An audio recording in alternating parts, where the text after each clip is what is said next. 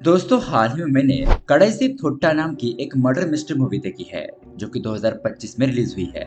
इस फिल्म को डायरेक्ट किया है नवीन कुमार जी ने और IMDb पर मिले है इस फिल्म को 8.4 आउट ऑफ 10। ये कहानी है एक रिसोर्ट की जहां पर एक कपल हनीमून मनाने के लिए आता है। कुछ फ्रेंड एंजॉय करने के लिए आते हैं तो कुछ लोग यहाँ पर अपनी शॉर्ट फिल्म को शूट करने के लिए आए थे। लेकिन अचानक ही एक रात उस रिसोर्ट में एक लड़की की मौत हो जाती है।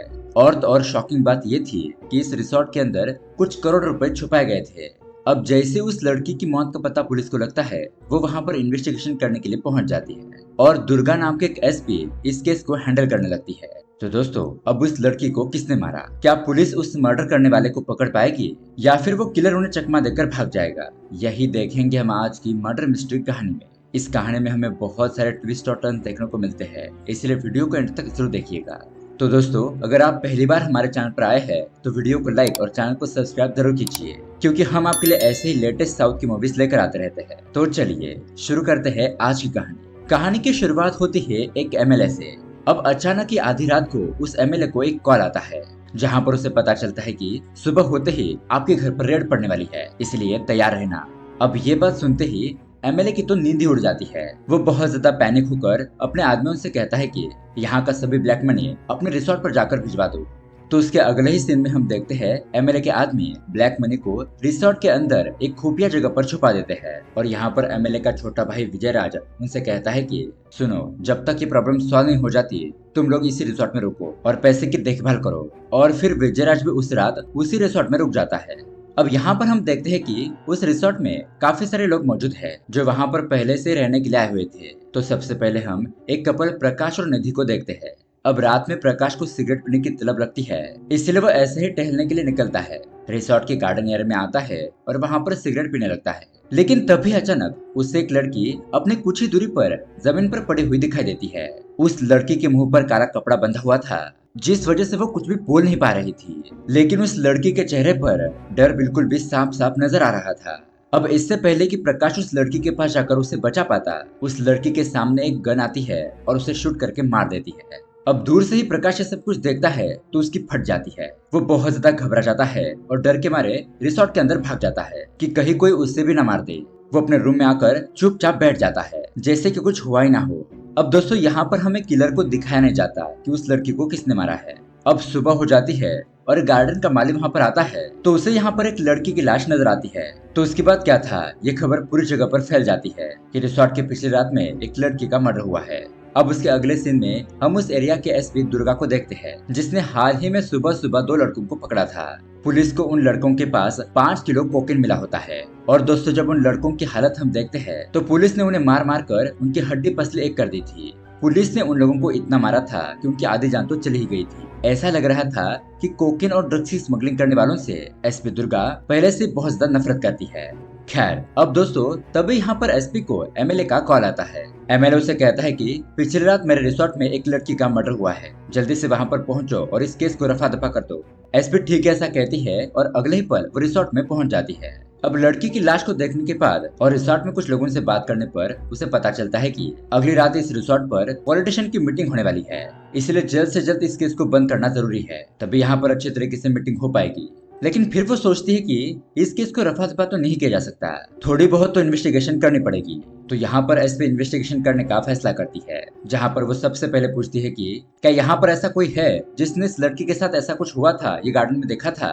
मालिक कहता है कि मैं जब सुबह यहाँ पर आया तभी मैंने इस लड़की की डेड बॉडी को देखा था, जिस पर SP उसको चिल्लाकर वहाँ से जाने के लिए कहती है, क्योंकि शायद दुर्गा ऐसा एक्सपेक्ट कर रही थी कि कुछ लोग यहाँ पर आएंगे और कहेंगे कि उन्होंने यहाँ पर कुछ भी नहीं देखा और इससे ऐसा हो जाता कि ये केस जल्दी बंद हो जाता, आसानी से इस केस को क्लोज करने में उसे मदद मिलती। लेकिन उस लड़की की लाश को देखने के बाद गार्डनर एक गवाह बन चुका था और इस वजह से SP उस गार्डनर से थोड़ा सा रूडली बिहेव कर रही थी। अब उसके बाद दोस्तों SP अपने ऑफिसर से कहती है कि फिलहाल रिसोर्ट में जितने भी लोग मौजूद हैं उन सभी लोगों के फोन लेकर आओ। और अब ऑफिसर एक एक करके रिसोर्ट में रहने वाले लोगों के फोन लेकर आते हैं। इसमें उस रिसोर्ट में नटराज नाम का एक आदमी होता है और यहाँ पर हमें पता चलता है कि ये नटराज अपने बॉस की वाइफ के साथ इस रिसोर्ट में एंजॉय करने के लिए आया था, यानी कि उसके बॉस की पत्नी और वो अपने बॉस को धोखा दे रहे थे। वो उन ऑफिसर से कहता है कि मैं ऐसे ही तुम्हें अपना फोन नहीं दे सकता। तो ऑफिसर थोड़ी सी उसकी धुलाई करते हैं और फिर खातिरदारी करने के बाद उसे अपना फोन देना ही पड़ता है। उसके बाद एसपी वहाँ पर मौजूद सभी लोगों को गार्डन में मिलने के लिए बुलाती है और इसी बीच हम देखते हैं प्रकाश और निधि से मिलने के लिए एक रिटायर्ड कर्नल आते हैं जो कि उसी रिसोर्ट में रुके हुए थे। कर्नल काफी देर से निधि से बात कर रहे होते हैं और तभी वहाँ पर जैसे प्रकाश आकर उनसे मिलता है उसके तो हाथ पैर कांपने लगते हैं। कर्नल को देखकर प्रकाश थोड़ा सा डर सा जाता है क्योंकि दोस्तों कर्नल ही वो आदमी है जिसने पिछली रात उस लड़की का मर्डर किया था। फिर सीन फ्लैशबैक में जाता है जहाँ पर हम देखते हैं प्रकाश ने कर्नल को उस लड़की को शूट करके मार डालते हुए देखा था और वहाँ पर कर्नल ने जिस गन से उस लड़की को मारा वो एकदम स्टिक के शेप की थी जो कि उसे देखने पर बिल्कुल भी गन जैसी दिखाई नहीं दे रही थी।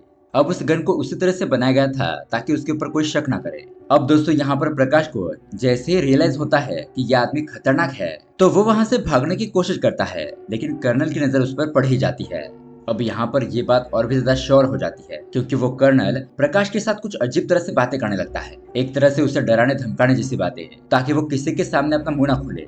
अब उसके बाद हम यहाँ पर दुर्गा को देखते हैं जो कि रिसोर्ट के मैनेजर से पूछती है कि बताओ इस रिसोर्ट में कितने कैमरे हैं।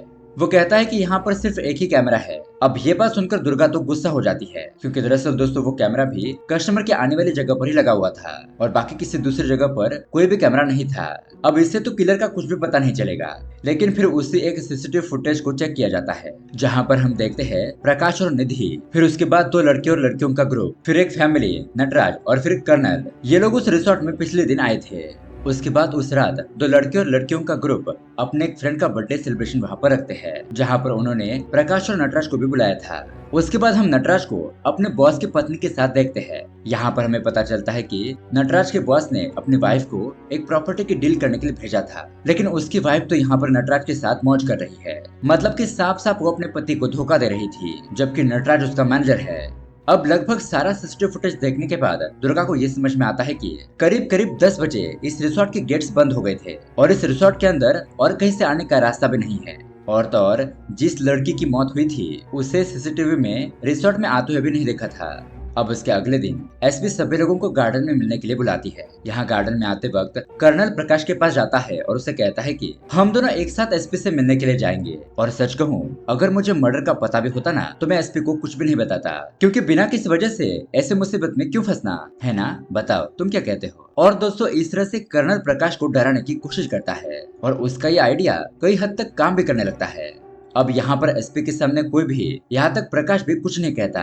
फिर दुर्गा उन लोगों से कहती है कि रिसोर्ट कल रात 10 बजे बंद हो गया था और इस रिसोर्ट के अंदर कहीं और से आने और जाने का रास्ता नहीं है, इसलिए ये बात तो तय है कि ये मर्डर तो तुम लोगों में से किसी एक ने किया है। इसलिए तुम में से जो कोई भी किलर है वो सामने से आकर मुझे बता दो क्योंकि अगर मुझे उस किलर के बारे में बाद में पता चला तो उसकी खैर नहीं। बताओ जो कोई भी किलर है वो बताएगा या फिर मैं अपनी तरीके से पूछताछ करूं, जिससे कि सभी लोग डर जाते हैं लेकिन फिर भी कुछ नहीं कहते। फिर कुछ देर बाद उन सभी लोगों को अपने अपने कमरे में भेज दिया जाता है और किसी को भी उस रिसोर्ट को छोड़कर जाने का ऑर्डर नहीं था, मतलब कि जब तक ये मर्डर मिस्ट्री सॉल्व नहीं हो जाती उनको यहीं पर रहना होगा। अब उसके बाद हम प्रकाश को देखते हैं जो कि बहुत ज्यादा टेंशन में घूम रहा होता है। ये देखकर नटराज उसके पास जाता है और कहता है कि अरे क्या हुआ भाई, तुम इतने टेंशन में क्यों लग रहे हो। और प्रकाश उसे यहाँ पर सब कुछ सच बता देता है कि कर्नल ही वो आदमी है जिसने वो मर्डर किया है, उसने उस लड़की को मारा है। हाँ भाई, मैंने सच में उस लड़की को अपने आंखों के सामने मरते हुए देखा था और इतना ही नहीं वो कर्नल बहुत ज्यादा चालाक भी है, शायद उसे इस बारे में पता है कि मुझे उस मर्डर के बारे में सच पता चल गया है। अब नटराज ये सब कुछ सुनने के बाद काफी ज्यादा सोचता है और फिर वो उसे कहता है कि अरे यार ये तो कहानी बहुत ही ज्यादा बढ़िया है, अगर ये कहानी मैं अपने बॉस को सुनाऊंगा तो मैं तो उनको इस पर मूवी बनाने के लिए कन्विंस कर सकता हूँ और ये मूवी तो बहुत ज्यादा हिट हो जाएगी। अब नटराज की ऐसी बातें सुनकर प्रकाश समझ जाता है कि वो किस बेवकूफ से बात कर रहा है, उसे सब कुछ बातें बताने से कोई फायदा नहीं होने वाला। उसके बाद दुर्गा सभी लोगों को फिर से एक एक करके बुलाकर इन्वेस्टिगेशन करने लगती है। तो अब यहाँ पर सभी लोग एक दूसरे के ऊपर शक करने वाली बात बताने लगते हैं। कोई कहता है कि कर्नल ने मर्डर किया होगा तो कोई कहता है कि प्रकाश हो सकता है, कोई कहता है कि नटराज ने भी इस मर्डर को अंजाम दिया हो सकता है। और इससे भी जब उस कपल से पूछा जाता है तो वो कहते हैं कि मेरे पति को रात में चलने की बीमारी है जिस वजह से वो उस मर्डर वाली रात को भी अपने कमरे से बाहर गए थे। फिर वो वहाँ से उन दो लड़कों के कमरे में आगे चले गए, जिसके बाद जब मैं उनको लेने के लिए गई थी तब मैंने देखा कि उस कमरे में कोई भी मौजूद नहीं है और उस रात तो आधी रात हो गई थी। अब वो लड़के और लड़कियां उस रूम में मौजूद नहीं थे तो इसका मतलब यह है कि उन्होंने भी मर्डर किया हो सकता है। उसके बाद दुर्गा उन लड़कों और लड़कियों के ग्रुप को वहाँ पर बुलाती है और उनसे पूछती है कि आधी रात को तुम लोग अपने कमरे से बाहर क्या कर रहे थे। तो तो यहाँ पर वो लोग एसपी को बताते हैं कि मैडम, हमारा ग्रुप एक यूट्यूबर है और उस रात हम भूत वाली प्रैंक वीडियो शूट कर रहे थे। तभी अचानक से हमें ऐसा लगा कि कोई हमारी तरफ आ रहा है और उस वक्त हम गार्डन में थे, जिस वजह से हम भी उस आदमी को डराने के लिए उसकी तरफ जाने लगे। लेकिन उसकी तरफ भागते वक्त मैं बीच में गिर गया था। साथ ही साथ मेरा चश्मा भी कहीं पर गिर गया, इसलिए मुझे कुछ दिखाई नहीं दे रहा था। मुझे उस वक्त सिर्फ गोली चलने की आवाज आई और वो आवाज सुनने के बाद मैं डर गया और वहाँ से भाग गया। लेकिन हाँ, उस वक्त मेरे कैमरे में कुछ रिकॉर्ड हो गया होगा, आप उस रिकॉर्डिंग को देख सकते हो। उसके बाद रिकॉर्डिंग देखी जाती है, लेकिन दोस्तों उसमें भी सिर्फ गोली चलने की आवाज आ रही थी और मर्डर के बारे में कुछ भी सुराग नहीं मिलता। उसके बाद प्रकाश एसपी के पास आता है और इस बार वो एसपी दुर्गा को सच बताने ही वाला था कि तभी वहाँ पर कर्नन बीच में आ जाता है। वो एसपी को एक गन देता है और कहता है कि मुझे ये गन गार्डन में पड़ी हुई मिली। अब उस गन को देखकर प्रकाश तो बहुत ज्यादा डर जाता है और वो अपने सच बताने के इरादे को बदल देता है। अब उसके थोड़ी देर बाद में प्रकाश सोचने लगता है कि मैं यह सब कुछ एक पेपर पर लिखकर एसपी दुर्गा के पास फेंक दूंगा, जिसे पढ़कर एसपी को सब कुछ पता चल जाएगा। जब वो ऐसा करने वाला होता है तभी कर्नन उसे देख लेता है और फिर वो उसे अपने कमरे में आने के लिए कहता है। यहाँ पर आने के बाद वो उसे धमकाते हुए कहता है कि प्रकाश, मैंने ही उस लड़की का मर्डर किया है जिसकी फिलहाल इन्वेस्टिगेशन चल रही है और मैं तुम्हें ये सब कुछ इसलिए बता रहा हूँ क्योंकि मुझे तुम एक अच्छे आदमी लगते हो और मुझे तुम पर भरोसा है कि तुम ये बात किसी को नहीं बताओगे, मुझे फंसाने की कोशिश नहीं करोगे। अब इस वक्त तक दोस्तों कर्नन को ये बात पता ही नहीं होती कि प्रकाश उसका सब कुछ सच जानता है। खैर, अब दोस्तों यहाँ से प्रकाश अपने कमरे में जाता है और फिर निधि को सारा सच बता देता है। फिर निधि ये सारा सच धीरे धीरे करके रिसोर्ट के बाकी लोगों को बता देती है। इस तरह से यहाँ पर रहने वाले सभी लोगों को कर्नन ने ही मर्डर किया है ये बात पता चलती है। उसके बाद जब ये बात कर्नन को पता चलती है तो वो समझ जाता है कि मेरी सच्चाई के बारे में प्रकाश नहीं बता दिया होगा, इसलिए वो प्रकाश के कमरे में जाता है और उसे कहता है कि मैंने तुम पर भरोसा किया था, मैंने तुम्हें सच बताया, लेकिन वो बात तुमने सब लोगों को बताकर मुझे धोखा दिया। इतना कहकर कर्नन निधि को शूट करके उसे मार डालता है। लेकिन उसके अगले ही पल में प्रकाश की आंख खुलती है, मतलब कि ये सब कुछ उसका भ्रम था और दरअसल दोस्तों अभी तक उसने जो कुछ भी लिखा था वो पेपर अभी तक एसपी के पास पहुंचा नहीं था और डर के मारे वो उस पेपर को एसपी को देने से ही पीछे हट जाता है।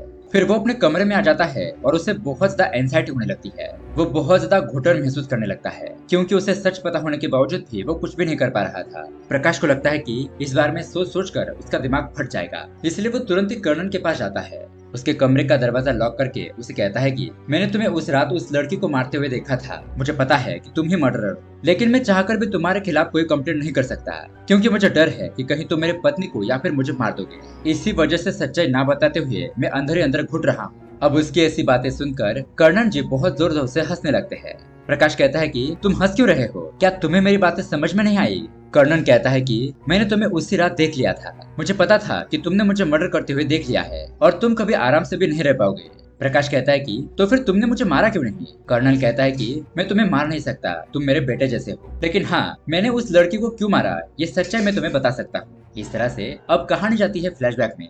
यहाँ पर हमें पता चलता है कि कर्नल अपने मिलिट्री के समय में बहुत ही एग्रेसिव और स्ट्रिक्ट ऑफिसर था। उनके मन में दया नाम की कोई भी चीज नहीं थी, लेकिन उनका ये व्यवहार तब तक ही रहा जब तक वो अपने लाइफ पार्टनर माधवी से नहीं मिले थे। उनकी पत्नी माधवी के आने के बाद वो पूरी तरीके से बदल गए।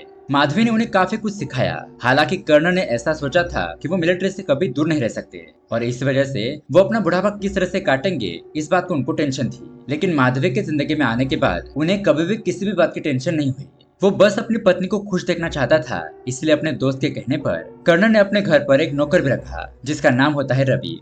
अब दोस्तों हालांकि रवि कहने के लिए नौकर था, लेकिन कर्नल और माधवी उसे अपने बेटे जैसा ही मानते थे, उसे अपना बेटा कहकर ही पुकारते थे। उसके बाद एक दिन रवि दिव्या नाम की एक लड़की को लेकर आ गया, कहने लगा कि मैं इस लड़की से प्यार करता हूँ और शादी भी करना चाहता हूँ। उसके बाद कर्नल और माधवी इन दोनों ने दिव्या और रवि की शादी करवा दी और फिर वो दोनों इन्हीं लोगों के घर में रहने लगे। लेकिन यहाँ पर हम देखते हैं कि दिव्या पैसों की बहुत ज्यादा लालची थी। उसने रवि को कर्नल और माधवी के खिलाफ भड़काना शुरू किया, उन दोनों के खिलाफ कान भरे और कहने लगी कि क्या हम 100-200 के लिए इन बुढ़ा बुढ़ियों के आगे हाथ फैलाएंगे? हम एक काम करते हैं, सही समय देखकर इस घर में रखे हुए जितने भी पैसे हैं और गोल्ड है उसे चुरा कर भाग जाते हैं। दिव्या ने किसी तरह से रवि को कन्विंस कर लिया और रवि ने भी उसकी बात मान ली। अब एक रात जब कर्नल घर पर नहीं था और माधवी अकेले ही सो रही थी तो दिव्या और रवि घर में पड़ा हुआ सारा गोल्ड और पैसे लेकर वहाँ से भाग रहे होते हैं। लेकिन तभी अचानक माधवी उनके सामने आ जाती है। दरअसल उसकी नींद खुल गई थी। अब माधवी को अपने सामने देखकर रवि तो रोने लगता है। कहता है कि माँ मुझे माफ कर दो, मुझसे गलती हो गई।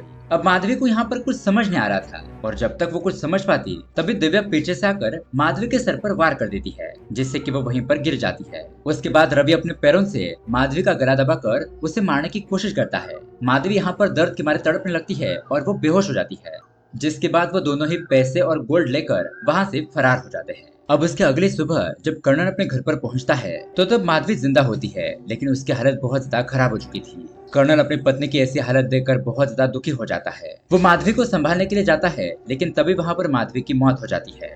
अब कर्णन पूरी तरीके से हैरान हो जाता है और उसका तो भरोसा ही टूट गया था, क्योंकि एक रात में उसकी जिंदगी बर्बाद हो गई थी। कर्णन को यह बात समझ में नहीं आ रही थी कि रवि और दिव्या ने पैसों के लिए सब कुछ क्यों किया। अगर उन्हें पैसे ही चाहिए थे तो मुझसे मांग लेते, मैं खुद सब कुछ उन्हें दे देता। लेकिन अब अपनी पत्नी के मरने के बाद कर्णन को बहुत ज्यादा गुस्सा आता है और वो उन दोनों से बदला लेने की ठान लेते हैं। उसके बाद कर्णन कुछ महीने रवि और दिव्या को ढूंढने लगता है। हालांकि उसने पुलिस में भी कंप्लेंट कर दी थी, लेकिन पुलिस उन दोनों को अभी तक ढूंढ नहीं पा रही थी। तो कर्णन सोच लेता है कि वो खुद ही उन दोनों को ढूंढेगा और उन्हें मार देगा। इस तरह से फाइनली एक दिन कर्णन को दिव्या मिल जाती है, जिसके बाद वो उसे रिजॉर्ट पर लेकर आता है। और दिव्या को वो किसी सीधे साधे तरीके से लेकर नहीं आता। वो दिव्या को अपनी कार के पीछे डिक्की में डालकर उसके हाथ पैर बांध के यहाँ रिजॉर्ट के अंदर लेकर आता है और उसके बाद आधी रात को दिव्या को यहाँ पर शूट करके मार डालता है। अब ये कहानी सुनने के बाद प्रकाश भी समझ जाता है कि कर्णन ने उस रात उस लड़की को क्यों मारा। जो लड़की मरी थी वो दिव्या ही थी और कर्णन ने अपनी तरफ से बिल्कुल भी सही किया था। इसकी जैसी घटिया लड़कियों के साथ ऐसा ही होना चाहिए। उसके बाद प्रकाश पूछता है कि फिर आपने रवि को क्यों छोड़ दिया, और ये बात सुनकर कर्णन तो जोर जोर से हंसने लगता है और कहता है कि अगला नंबर उसी का तो है। तो वही दूसरी तरफ हम एसपी दुर्गा को देखते हैं, जिसके पास उस मरी हुई लड़की का रिपोर्ट आता है। तब उसे पता चलता है कि इस मरी हुई लड़की का नाम है दिव्या और कुछ महीने पहले दिव्या ने एक रिटायर कपल के घर में घुसकर चोरी की थी। साथ ही साथ उसके ऊपर यह भी इल्जाम था कि उसने किसी कर्णन की पत्नी को मारा है। अब ये बातें पता चलने के बाद एसपी समझ जाती है कि कर्णन ने ही उस रात उस लड़की का मर्डर किया होगा। अब उसके अगले ही पल वो कर्णन को अरेस्ट करती है और अपने बाकी ऑफिसर के साथ उसे पुलिस स्टेशन भेज देती है। वहीं हम देखते हैं कि शाम को एमएलए बाकी पार्टी के लोगों के साथ रिसोर्ट में आता है, इस खुशी में कि अब रिसोर्ट के अंदर जो मर्डर का केस चल रहा था वो सॉल्व हो चुका है। लेकिन दोस्तों रिसोर्ट के अंदर पहुंचने के बाद उसे एक बहुत बड़ा झटका लगता है, क्योंकि उसने जो अपने रिसोर्ट में ब्लैक मनी छुपाया था वो सारा पैसा गायब हो गया था। और दोस्तों यहाँ पर आता है कहानी में बहुत बड़ा ट्विस्ट। दरअसल दोस्तों वो ब्लैक मनी एसपी दुर्गा ने ही चुराया था और उसने ये सब कुछ अकेले में नहीं किया, बल्कि रिसोर्ट में जितने भी लोग रहने के लिए आए थे ना वो लोग भी इसमें शामिल थे। यानी कि कर्नल प्रकाश और निधि को छोड़कर बाकी सभी लोगों ने वो पैसे ले लिए थे। रिसोर्ट के अंदर रहते हुए वो एसपी के अंडर काम कर रहे थे और ये सभी लोग एक बहुत ही चालाक चोर थे। जब एसपी दुर्गा को इस बात का पता चला कि एमएलए ने अपना सारा ब्लैक मनी रिसोर्ट के अंदर छुपाया है, तो उसने जल्दी से प्लान बनाया और यहाँ रिसोर्ट में अपने काबिल चोरों को भेज दिया ताकि ये लोग रिसोर्ट के अंदर रहकर पैसों को ढूंढ सके। हालांकि इस दौरान एसपी ने ये भी नहीं सोचा था कि अचानक यहाँ पर किसी लड़की का मर्डर हो जाएगा और वो इस मर्डर केस को सॉल्व भी कर देगी। इस मर्डर केस के बारे में इन्वेस्टिगेट करना एसपी के लिए बहुत ही फायदेमंद साबित हुआ, क्योंकि इस केस की वजह से उसे रिसोर्ट में रहकर ही छानबीन करने का मौका मिला। उसके बाद यहाँ पर उनमें से एक चोर को ब्लैक मनी कहाँ पर छुपाया गया है वो जगह पता चली और फिर इन लोगों ने वो सारे पैसे निकाल कर आपस में बांट लिए। उसके बाद कहानी के एंडिंग में हमें दिखाया जाता है कि कर्नल बड़े ही चालाकी से पुलिस ऑफिसर को चकमा देकर उस जीप से फरार हो जाता है। और फिर उसके अगले दिन हमें ये न्यूज देखने को मिलती है कि रवि नाम के एक लड़के की बस के अंदर ही मौत हो गई और वो कैसे मरा या फिर उसे किसने मारा ये अभी तक पता नहीं चला है। और दोस्तों रवि को मरा हुआ देखकर ये समझना मुश्किल नहीं था कि उसे कर्णन नहीं मारा होगा। इस तरह से कर्णन रवि और उस लड़की को मारकर अपनी पत्नी की मौत का बदला ले लेता है और ये कहानी यहीं पर एंड हो जाती है। तो दोस्तों ये कहानी आपको कैसी लगी हमें कमेंट करके जरूर बताइएगा। साथ ही ऐसे ही अमेजिंग मूवी देखने के लिए हमारे चैनल को सब्सक्राइब जरूर कीजिए। मिलते हैं अगली वीडियो में। Thanks for watching.